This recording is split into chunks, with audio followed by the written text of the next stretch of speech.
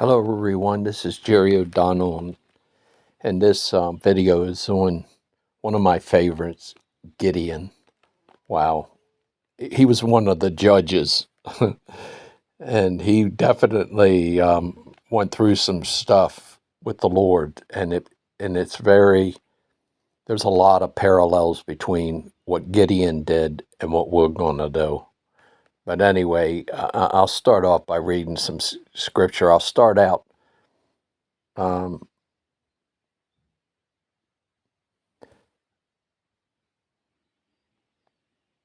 okay. Let me just start at 1 in Judges 7. Then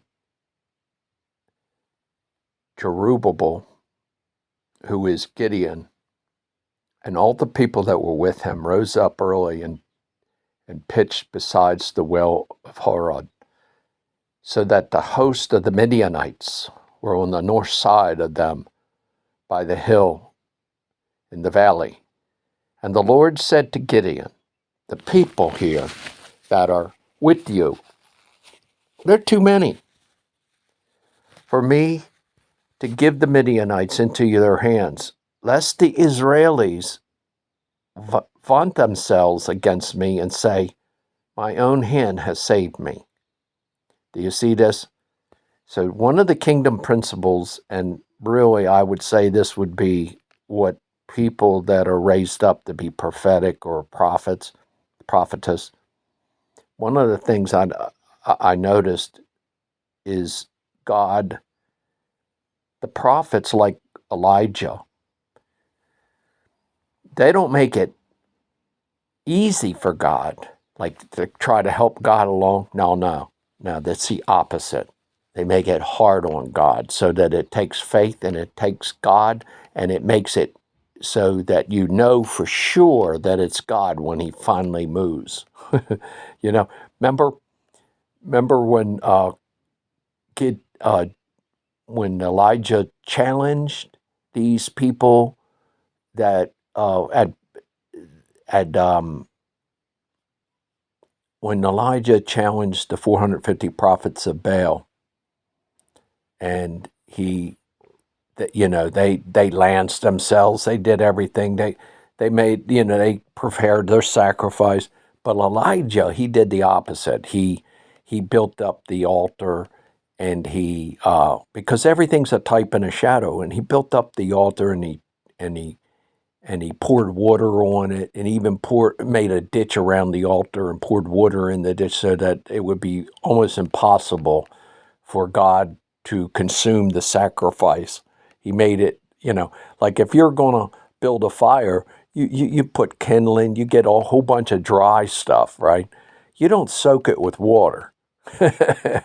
But when God came down, he even dissolved the rocks. Rocks supposed to pass through the fire, but that. So what am I trying to say?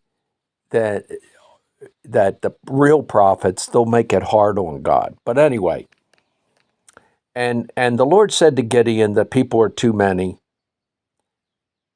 for me to give the Midianites into their hands, lest Israel vaunt themselves and say, my own hands has saved me. Now therefore go and to proclaim in the ears, saying, whosoever is fearful and afraid, let them return and depart from Mount Gilead.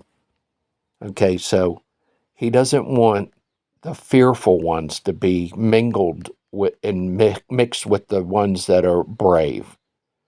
So they returned of the people 20 and 2,000, and there remained 10,000. Well, obviously they started out with 32,000.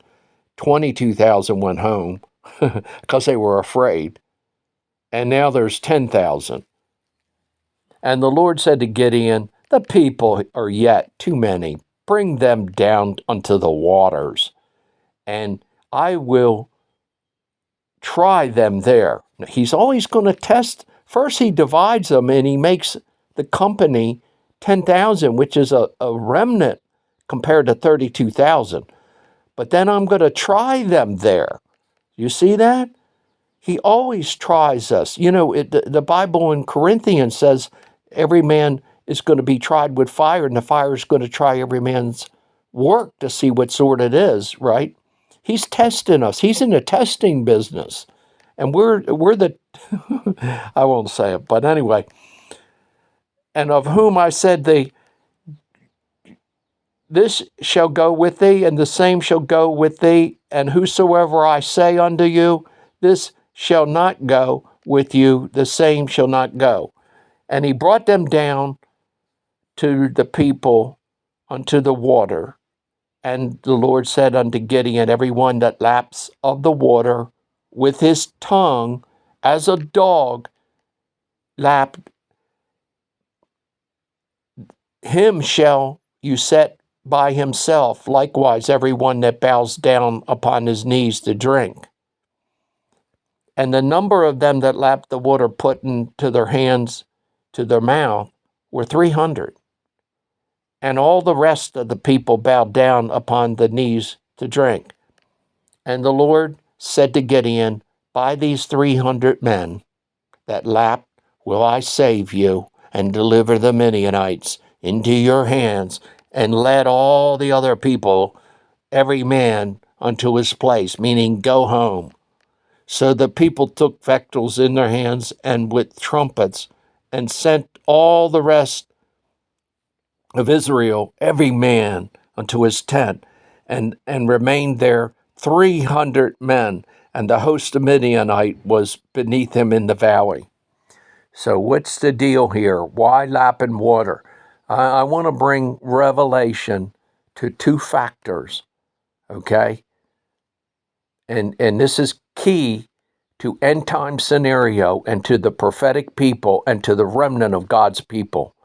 First, why did God prefer these 300 over the 10,000? We already know that the other group of people, the fearful ones, Jesus already said to us in the New Testament, fear not and do not be afraid. So it applies to us too. But what is it with these 300 Gideonites that made God want to use them above the rest, right?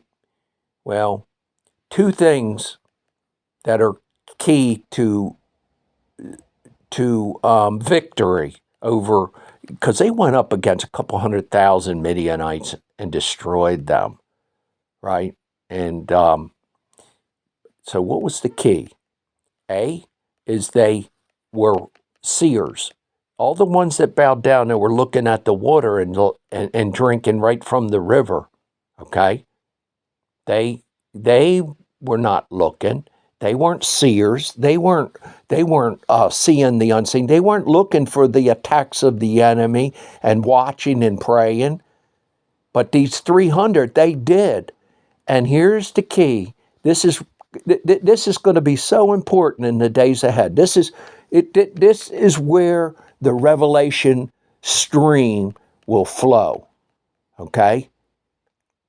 They cupped the water in their hands and lapped it with their tongue, like they separated the waters from the waters. That means in the spirit realm, it means that they,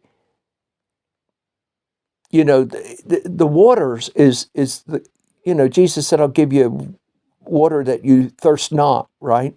The waters, the Spirit of God is like a flow of many waters. It's the spirit of many, many waters. But you have to separate, to get a discernment, you have to separate water from water. The water is the whole river that was there.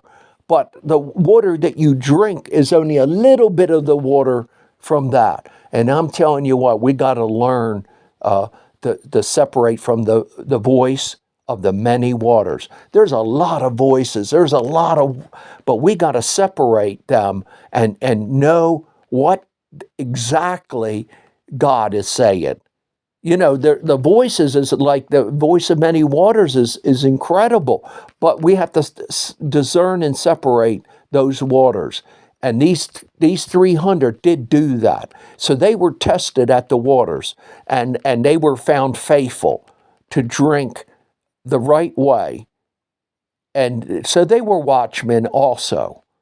And I just say it like this: it's such a key to this whole thing, and there's so much in this, and and um, and and then I want to get into I'll call it step two. You know, step two of Gideonites.